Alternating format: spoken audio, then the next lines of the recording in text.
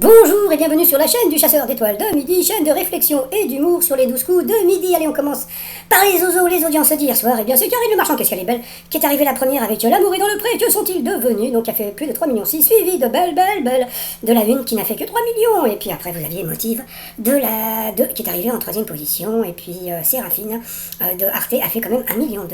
Voilà, donc ce soir, qu'est-ce que vous avez à la télé? Les propos, les Gragram TV. Bah ce soir, c'est le grand retour de Koh Lanta, la légende, donc le retour de Claude et tous les autres.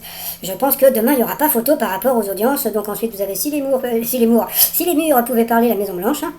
Jugé coupable sur la 3, et puis ils étaient 10, et ouais, le truc de la 6, mais qui va, je pense, perdre beaucoup d'audience ce soir. Allez, ça va commencer, petit résumé des 12 coups de midi, présenté par ma pomme, c'est moi.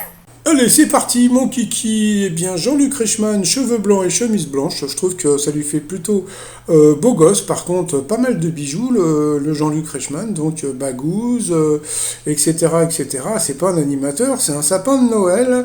Par contre, alors, bon, le Bruno, je l'aime bien, il est sympa, mais franchement, je trouve qu'il a des goûts de chiottes. Ça lui va pas, ce t-shirt américain, là, franchement. Oh, qu'est-ce que c'est moche. Alors, ça, ou le t-shirt violet, c'est, voilà. C'est le pompon, donc pourtant je sais que bon, des fois il a des chemises qui sont superbes, il peut avoir des t-shirts sympathiques, mais alors là franchement, bon, je veux rien dire. Allez, c'est parti. Regardez bien par contre sa tête-tête. Regardez bien sa tête-tête, regardez comment il est. Hein? Il est poilu ou pas? Eh ben vous allez voir, eh bien dans 4 jours, c'est les 12 coups de la rentrée, et dans 4 jours, il sera comme ça. Eh ben ouais, donc en 3 jours, ou peut-être en 2 jours, ça va pousser, mais à une vitesse, on ne sait pas comment ça se passe. Donc voilà. Par rapport au coup d'envoi, la première question trop dure, dans quel massif montagneux Tintin traque-t-il le Yéti à la recherche de son ami Chang? Donc bien sûr, c'était l'Himalaya. Après, donc, vous aviez la trop mignonne et pulpeuse Elodie.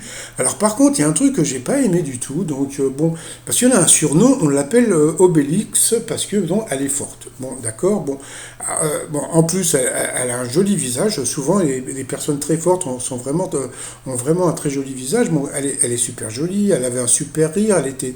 Mais je trouve que de balancer Obélix devant 3 millions de personnes, même si, comment dire, elle a pas mal d'autodérision, j'ai trouvé ça pas très sympa du côté de sa famille. Donc franchement, j'ai pas aimé. Donc voilà, donc comme on peut voir, donc, elle est Obélix, bon bah même là, donc comme on peut voir, bah, elle avait pas l'air de rire jaune. Et pourtant, elle était en jaune. Donc franchement, là c'est vraiment mon petit coup de gueule, parce que franchement, le frère d'Elodie, peut-être en famille, je veux bien, mais devant 3 millions de personnes, je trouve que ça se fait pas. Donc voilà. Alors, les Français possédant une tablette sont-ils plus ou moins nombreux que les propriétaires d'un ordinateur portable? Eh bien, c'était quoi la question? Bah, c'était moi, parce que même moi, j'ai même pas de tablette. Oh, si vous voulez m'offrir une tablette, hein, n'hésitez pas. Je parle à Bruno, hein, parce qu'il a dû en avoir au moins une vingtaine. Ensuite, vous aviez je crois que c'était Hippolyte, hein, donc voilà, c'était pas Hippocampe, hein, parce qu'il il dort pas là-bas. Bon, passons. Donc, il était venu avec Enzo, son ami. Donc, salut les jeunes. Bonjour la jeunesse. Alors, selon une étude britannique, pour mieux conduire, il faut boire du café et écouter du rap. Bon, bah ouais, why not. Après, vous aviez la sensuelle Marina, qui avait un très joli sourire, qui était venue alors avec sa meilleure amie, mais bon, bah, la production n'a pas voulu mettre son prénom. Donc j'ai trouvé que c'était pas très gentil de la part de la production vis-à-vis de la copine de Marina. Alors, qu'est-ce qu'on invitait à signaler sur la plateforme Via Fauna? Donc c'était les animaux écrasés. Bon, passons. Après, pour l'homme qui a un t-shirt moche, quel nom donne-t-on à la période de la vie qui commence à environ 7 ans? Eh bien, ce n'était pas l'âge bête, mais c'était l'âge de raison.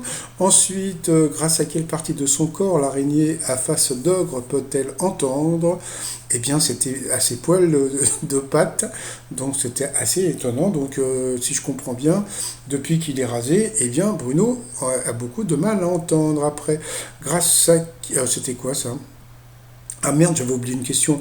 À Lamballe en Bretagne, qu'est-ce que les autorités ont voulu sauver en fermant une départementale pendant 3 mois, donc c'était leur tranquillité. Et par contre, par rapport à la question des poils, eh bien, sur cette question, Hippolyte est passé à l'orange, et donc encore une autre fois, donc au rouge, qui dit rouge dit duel. Il a pris donc Élodie en duel, qui est tombé sur une question qui était assez simple, qui était Philippe IV le Bel. Donc bon, bah bien sûr, c'était un roi. Donc ensuite, eh bien, Élodie, Bruno et Marina se sont retrouvés. Voilà le million. Alors bon, faut vraiment que vous appreniez à faire ce que je fais. C'est-à-dire que, aussi bien pour les publicités que pour les blabla à 2 balles qui vous faire perdre du temps, etc., etc., appuyez sur la touche, coupez le son. Voilà, vous coupez le son, voilà. Et puis après, dès que vous sentez qu'il a fini de parler du million ou même d'autre chose, hop, vous remettez le son et c'est parti mon kiki. Alors après, par rapport au coup par coup, qu'est-ce qui évoque l'Australie? Eh bien, la mauvaise réponse, c'était Sam Neill. Donc voilà, et puis là, je crois que tout le monde a donné la bonne réponse. Qu'est-ce qui est un jeu de récréation ou de colonie de vacances? Eh bien, la mauvaise réponse, c'était le chat crotté. Donc sur cette question, Elodie est passée à l'orange. Ensuite, quelle proposition correspond à la première phrase d'un titre de Stromae? Et ah oui, et ça c'était super étonnant parce que la mauvaise réponse c'était où est ton papa? Donc pourtant il le disait dans la chanson, mais pas c'était pas la première phrase. Donc voilà, donc j'avais fait un t-shirt Papa Outé, mais c'était avec Xavier Dupont de Ligonnès. Donc mais bon, c'était un peu spécial. Donc sur cette question, eh bien la jolie et pulpeuse Élodie est passée au rouge, qui dit rouge dit duel. Elle a pris Marina en duel, qui est tombée sur une question assez simple. Quel plat familial américain se cuisine traditionnellement avec du cheddar? Donc, allez, on va rigoler. Donc, la bouillabaisse, on sait très bien que ce n'est pas un plat américain, donc c'est déjà foutage de gueule. Hein. Après, la carmonade flamande, donc flamande, c'est Belgique, hein, d'accord? Donc, ce n'est pas américain. Ensuite, le bœuf Wellington, donc Wellington, ça doit être anglais, donc voilà. Donc, en fin de compte, c'était, bon, même si tu connaissais pas le plat, c'était les macaronis and cheese. Donc, voilà, en plus, c'était le seul plat avec du fromage. Donc, c'était une question moitié foutage de gueule, moitié de bébé. Ensuite, eh bien, Marina et Bruno se sont retrouvés donc en coup fatal. Et puis, donc, voilà, on a pu voir qu'elle avait un joli sourire. Et puis, au début, donc, ça se passait bien pour tout le monde. Et puis, elle a commencé à passer. Alors, bon, jusqu'à présent, quand les candidats passaient, moi, je sortais de le faire à repasser. Mais depuis qu'elle passe sanitaire, donc, j'ai sorti un nouveau t-shirt, c'est Je passe. Donc, voilà, donc, c'est Je passe avec avec un QR code. Donc, voilà. Et puis, donc, voilà.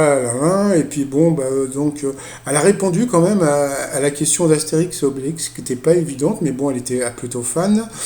Donc là, le Nautilus, c'était facile. Ça, par contre, Bruno ne connaissait pas Zébulon, il connaissait Pollux, mais pas Zébulon, Tornicotan. Voilà, et ça, par contre, qui est l'auteur du roman Le Concile de Pierre, il ne savait pas non plus. Alors, le plus grand maître de midi de tout, je déconne.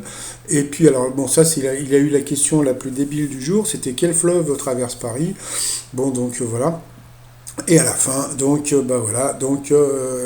Marina a Pépère et Dudu, et la Pépère et la Dudu, et donc le maître de midi, il est encore là par rapport au coup de maître. Alors au début, je me suis dit, ça y est, c'est cadeau de la maison, ils vont lui filer les 10 000 boules.